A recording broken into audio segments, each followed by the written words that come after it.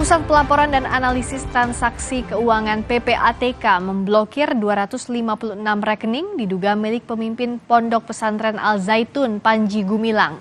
Sementara itu Bareskrim Polri membentuk tim khusus untuk mengungkap transaksi mencurigakan di rekening Panji Gumilang.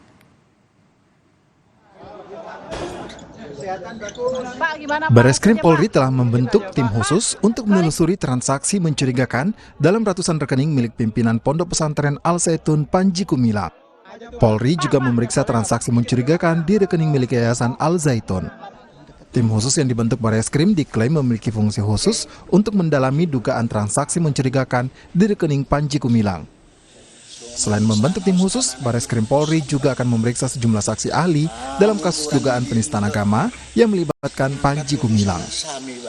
Ya, itu menjadi bagian dari tugasnya Bareskrim. Nanti itu sudah ada tim yang dibentuk untuk dibagi tugasnya masing-masing. Siapa yang harus koordinasi ke PPATK misalnya, kemudian mencari saksi ahli, melengkapi dengan kebutuhan-kebutuhan penyidikan lainnya supaya menjadi terang. Dengan adanya laporan polisi yang sudah disampaikan oleh masyarakat, sudah barang tentu Polri akan membentuk tim. Tim itulah yang dituangkan dalam surat perintah tugas dan surat penyidikan. Itulah mekanisme yang ada di kepolisian sehingga apa yang dikerjakan oleh penyidik nantinya bisa dipertanggungjawabkan. Pusat Pelaporan dan Analis Transaksi Keuangan atau PPATK telah memblokir 256 rekening diduga milik pemimpin Pondok Pesantren Al Zaitun Panji Gumilang. Dari temuan PPATK, rekening yang dikuasai Panji Gumilang terdaftar dengan 6 nama yang berbeda. Menurut PPATK, pemblokiran rekening dilakukan untuk memeriksa ada atau tidaknya unsur pidana yang terkait dengan rekening milik Panji Gumilang. Selain rekening yang terkait dengan Panji Gumilang, PPATK juga memeriksa rekening milik Yayasan Al Zaitun. Dan memang PPATK sejauh ini sudah memblokir ya sebanyak 256 rekening yang terkait atas nama Panji Gumilang ya, dan ini sudah memakai juga 6 identitas ya dengan nama-nama yang hampir sama tapi isinya apanya berbeda gitu ya. Panji Gumilang, ada Syekh Panji, macam-macam gitu, ada 6 identitas. Kemudian juga ada 33 rekening atas nama yayasan. Menko Polhukam Mahfud MD menyebut Panji Gumilang memiliki 256 rekening dengan nama yang berbeda. Mahfud memastikan saat ini rekening terkait Panji Gumilang dianalisis untuk memeriksa ada tidaknya dugaan tindak pidana pencucian uang. 256 rekening atas nama Abu Toto Panji Gumilang, Abdus Salam Panji Gumilang. Nama dia tuh 6. Ada Abu Toto, ada Panji Gumilang, ada Abdus Salam, pokoknya 6 lah. Dan dari situ semua ada 256 rekening atas nama dia dan 33 rekening atas nama institusi, jadi 289. Ini sekarang sedang dianalisis dari sudut PPATK, apakah ada pencucian uang atau tidak. Nanti secepatnya. Transaksi mencurigakan gitu Pak? Kalau agak mencurigakan makanya diambil oleh PPATK. Sekarang sedang diambil oleh PPATK. Agak mencurigakan. Kini, selain dugaan kasus penistaan agama dan tindak pidana pencucian uang, Polri juga mengusut dugaan adanya pelanggaran Undang-Undang ITE terhadap Panji Gumilang. Meski demikian, Polri belum merinci pasal apa terkait ITE yang menjerat Panji Gumilang. Tim Liputan, Kompas TV.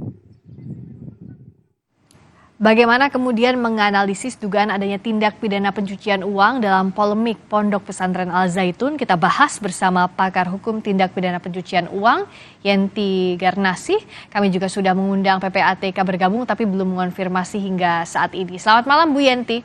Selamat malam Mbak Priska. Jadi ada 256 bahkan jumlahnya rekening terdaftar dengan 6 nama yang berbeda-beda. Secara aturan sebenarnya boleh atau tidak sih satu orang punya rekening sebanyak itu, dan apakah untuk hal ini ya mau tidak mau harus dicari dulu pasal tindak pidana pencucian uangnya? Iya, ini kan sangat mencurigakan ya. Saya nggak tahu mendalam secara detail apakah boleh sebanyak itu, tapi dengan adanya 6 orang memiliki 256 ya, 6 nama kan, Ya. 256 saja sebetulnya sudah suatu trigger ya untuk di tracing. Ini sebetulnya apa? Kita harusnya kan gitu. Jadi seharusnya sudah ada. Iya. Ini juga penting untuk para perbankan ya. Perbankan ada seperti ini kok diam saja ya. Ini kan juga juga sama seperti yang lalu-lalu, begitu ada kasusnya, kasus berkaitan dengan dugaan tindak pidana yang lain kan ya, dugaan Ya. tindak pidana yang lain, apakah itu penodaan agama, apakah itu hoax dengan IT dan lain sebagainya. Kemudian kita lihat ini siapa yang bersangkutan.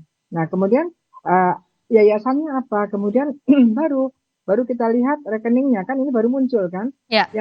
Yang kita sesali adalah kenapa ya ketika bertahun-tahun yang lalu ada seseorang atau 6 nama dengan rekening 256 itu kok tidak dicurigai, walaupun memang yayasannya alasannya adalah menerima bantuan dari mana-mana, kan bukan berarti dia harus menerima harus mempunyai banyak rekening. Nah, ini hal-hal ini saya kira perhatiannya sekarang bukan hanya ke penegak hukum, maupun ini kan kaitannya dengan Kementerian Agama, kemudian mungkin juga OJK ya, dan juga perbankan sendiri. OJK harus lihat kepada perbankannya ini, kenapa ya bank-bank ini tidak peka, tidak mengikuti aturan. Mereka harus ada kewajiban pelaporan. Mereka punya obligation ya, ada pelaporan, kewajiban pelaporan kepada PPATK kalau ada kecurigaan.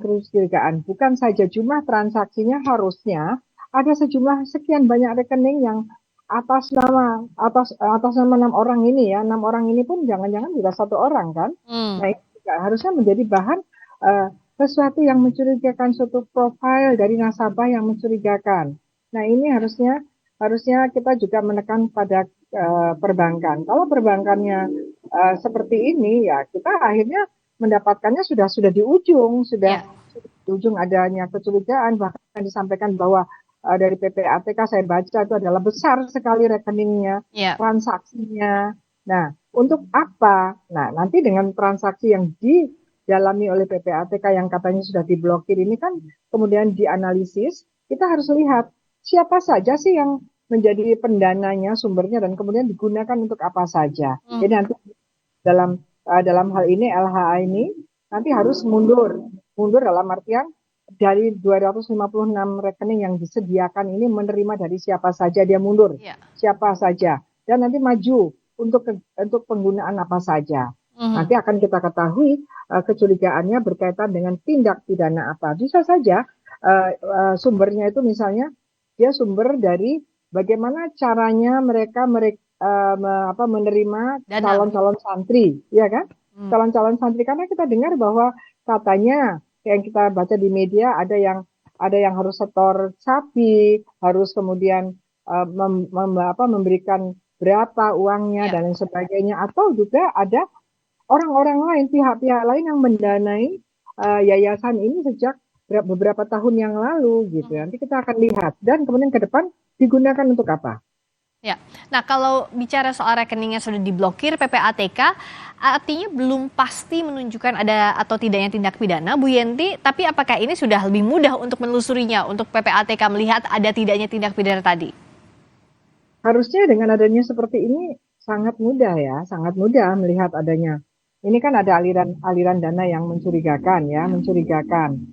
Dari sinilah memang gunanya dulu rezim anti pencucian uang internasional ini muncul adalah ketika ada rekening yang mencurigakan yang kita tidak tahu kejahatan asalnya apa. Dengan masuk dari LHA ini kita akan membantu untuk mengungkap kejahatan sebelumnya yang menghasilkan transaksi yang besar ini. Ini gunanya yang paling penting dari penemuan adanya undang-undang tindak pidana pencucian uang secara internasional. Justru ini paling bergunanya undang-undang TPPU adalah ketika ada rekening yang mencurigakan, yang kita tidak tahu sekarang ini dari hasil apa, tapi sangat tidak sesuai dengan profil, maka penegak hukum harus mencari kejahatan asalnya apa ini. Dan kemudian ketika ditemukan kejahatan asal dari sumber yang memberikan tadi, maka ketika sudah masuk ke rekening ini keluar kemanapun itu adalah TPPU-nya. Itu. Dan kalau dilihat kan namanya berbeda-beda, nama pemilik rekeningnya jumlahnya 256. Kalaupun disamarkan siapa yang mengirimnya, PPATK bisa mengendus itu, Bu Yenti? Bisa, harusnya bisa, sangat bisa. Makanya ada rekening. Ada rekening itu kan nanti dia akan menerima dari siapa kan pasti ada. Kalau banknya ini patuh ya, ada reporting obligation-nya bank ini patuh, dia akan melihat yang masuk ini siapa 100 juta ke atas kan dia harus menanyakan. Tuh. Nah ini kalau di dalam undang-undang perbankannya gitu, kalau dalam undang-undang TPPU-nya adalah 500 juta ke atas. Jadi nampaknya ya sekarang ini banyak sekali perbankan itu justru membantu para pelaku, orang-orang yang mempunyai hasil uang yang tidak legal itu dibantu oleh pihak perbankan dengan cara perbankannya tidak menerapkan kewajiban yang ketat. Ya misalnya begini. Bank-bank banyak sekali menampung hasil-hasil kejahatan dari penipuan online, ya kan, masuk keluar. Itu banknya diam saja sampai jadi kasus. Padahal kan udah jelas sehari misalnya masuk keluar itu kan udah jelas. Jadi sekarang ini mungkin perhatian kita juga tercurah pada bagaimana Bank Indonesia, OJK melihat bank-bank, bank-banknya juga. Kenapa? Ada, taruhlah misalnya 6 orang, taruhlah itu berbeda 6 orang itu ya. Kok 6 orang punya 256? Kok yayasan besar punya 33 rekening, ya kan? Yayasan besar ini punya yayasan berapa sih ya? Bagaimana sih? Jadi kita bisa menerima bahkan triliunan pun dengan 1 atau 2 rekening kan nggak apa-apa. Bagi negara lebih mudah untuk melihat bahwa ini pergerakan uang apa. Kalau dipecah-pecah banyak sekali itu mempersulit negara. Dalam hal negara mempunyai komitmen tidak mau adanya transaksi apapun yang berasal dari hasil kejahatan. Harusnya seperti itu komitmen kita terhadap industri perbankan yang untuk tidak dengan mudah digunakan untuk transaksi-transaksi yang tidak jelas, yang tidak sesuai dengan profil yang bisa berakhir bahwa itu adalah sebetulnya tindak pidana pencucian uang. Ya. Bu Yanti, terakhir singkat saja, kalau sekarang kan ada dugaan kasus penistaan agama juga sedang disidik. Lalu ada dilanjutkan juga ke dugaan TPPU. Mendudukan 2 kasus yang berbeda ini seperti apa dari penegak hukum? Nah gini ya, penistaan agama kan ada sesuatu yang diduga dilakukan oleh para pengurusnya lah siapa dengan unsur-unsur yang namanya penistaan agama ya. Tetapi kemudian yang dipermasalahkan diduga menista agama ini mempunyai satu yayasan dan yayasan itu ternyata didanai dengan rekening yang kemungkinan ada dalam data yang dari rekening-rekening 256 ini akan terjawab harusnya. Jadi ini ada sesuatu yang sangat ngeling menurut saya. Justru kenapa dia melakukan ini atau bahkan nanti ada ke arah mana-mana. Sekarang begini. Yang namanya transaksi mencurigakan, yang namanya TPPU ada transaksi mencurigakan itu yang melalui bank itu bahkan ya dari uang halal saja kalau itu nanti mengalir kepada untuk terorisme pun menjadi tindak pidana. Jadi artinya apa? Artinya apapun tindak pidananya bisa saja didanai dengan hasil kejahatan. Bahkan untuk terorisme walaupun didanai dari hasil yang legal pun menjadi suatu tindak pidana juga yaitu pendanaan terorisme. Yang melalui bank harusnya lebih mudah diungkap. Nah, ini yang harus diungkap sampai tuntas. Ada 2 kasus yang saat ini sedang ditelusuri. Terima kasih Bu Yenti, pakar hukum tindak pidana pencucian uang, Yenti Garnasih telah bergabung di Sapa Indonesia Malam. Selamat malam Bu Yenti. Terima kasih, selamat malam. Berikutnya